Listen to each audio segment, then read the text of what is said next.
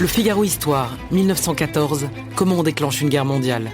Rivalité économique et coloniale entre grandes puissances, alliances explosives, attentats de Sarajevo. Le Figaro Histoire décrypte l'engrenage qui, à partir d'un conflit local, plongea le continent européen dans un affrontement généralisé. Le Figaro Histoire, 1914, comment on déclenche une guerre mondiale, en vente chez votre marchand de journaux.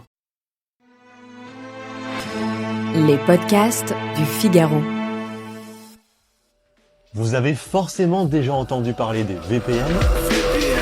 Comment utiliser les VPN et continuer à accéder à certains sites censurés? Sur un Wi-Fi public, sans VPN, les sites que tu consultes sont visibles pour tous ceux qui savent vous regarder. Un VPN ne te rend pas complètement anonyme sur Internet. C'est un acronyme qu'on retrouve dans tous les débats autour de l'encadrement du numérique. VPN. Vérifier l'âge des visiteurs de sites pornographiques ne servirait à rien car on a des VPN.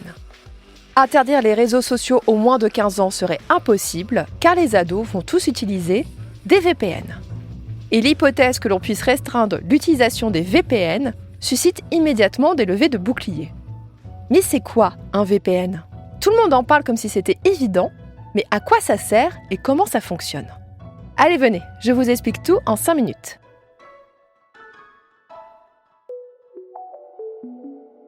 VPN, ça veut dire réseau privé virtuel.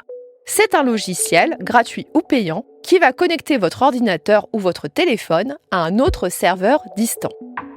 Les télétravailleurs connaissent bien les VPN car ils en utilisent tous les jours.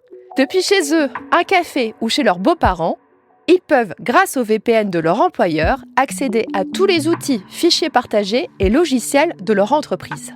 C'est ça que fait un VPN. On est connecté au réseau du bureau, comme si on était au bureau, sauf qu'on n'est pas au bureau.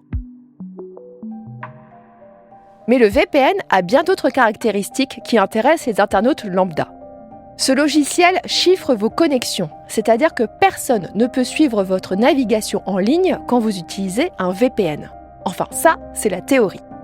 Dans la pratique, de nombreux opérateurs de VPN gratuits se rémunèrent en revendant vos activités en ligne aux acteurs de la publicité. Le plus important pour notre sujet, c'est que le VPN brouille votre adresse IP, ce qu'on peut grossièrement assimiler à l'adresse postale de votre connexion à Internet. Vous avez peut-être déjà reçu des emails de Facebook ou de YouTube vous disant par exemple « Attention, nous avons repéré une tentative de connexion depuis Antibes. Est-ce bien vous ?» Ça, c'est l'adresse IP de connexion qui donne cette information au réseau social. Si les logiciels de VPN brouillent votre adresse IP réelle, ils peuvent aussi en afficher une fictive. Cela fait croire au site internet que vous vous connectez depuis les États-Unis, le Brésil ou bien le Japon. Les VPN grand public ont donc historiquement servi à 2 choses. 1. Contourner la censure dans les pays autoritaires, ce qui permet de consulter des sites bloqués, de publier du contenu censuré et d'échapper à la surveillance des autorités dans le cyberespace. 2. Du côté des démocraties, à consulter facilement les catalogues Netflix ou Amazon Prime d'autres pays. Mais si j'utilise un VPN pour regarder le Netflix américain, qu'est-ce qui m'empêcherait d'utiliser un VPN pour contourner l'interdiction des réseaux sociaux aux moins de 15 ans en France ? Il suffit de faire croire à Instagram, TikTok ou Snapchat que je suis un internaute américain. Cette loi n'existe pas chez eux, donc je n'ai pas à faire vérifier mon âge par le service. Et si les États-Unis finissaient par adopter une loi similaire, je n'aurais qu'à faire croire que je me connecte depuis, par exemple, le Sénégal. Que ça soit en France ou en Australie, les politiques sont bien conscients que la vérification de l'âge peut être contournée facilement avec des VPN. Mais ils partent du principe que cela ne concernera qu'une minorité. L'âge de la première inscription à un réseau social en France est de 8 ans et demi. Il est peu probable qu'un enfant en CE2 sache télécharger et configurer un VPN sans l'aide d'un adulte. D'ailleurs, même s'il existe des VPN gratuits, les solutions les plus performantes et sécurisées sont payantes. Il faut donc avoir accès à une carte bancaire.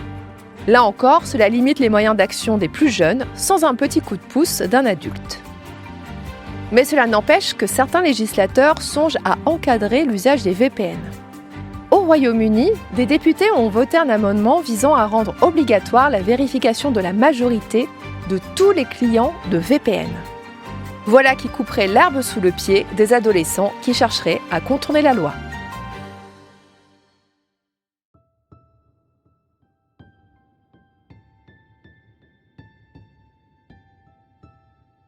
Merci d'avoir écouté Question Tech. Je suis Chloé Voitier, journaliste au Figaro Économie.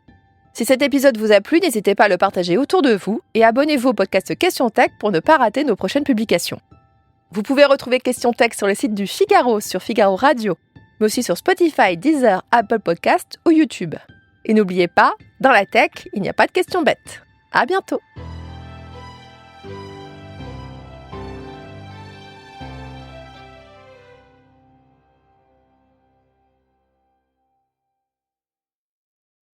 Le Figaro Histoire, 1914, comment on déclenche une guerre mondiale. Rivalité économique et coloniale entre grandes puissances, alliance explosive, attentat de Sarajevo. Le Figaro Histoire décrypte l'engrenage qui, à partir d'un conflit local, plongea le continent européen dans un affrontement généralisé. Le Figaro Histoire, 1914, comment on déclenche une guerre mondiale, en vente chez votre marchand de journaux.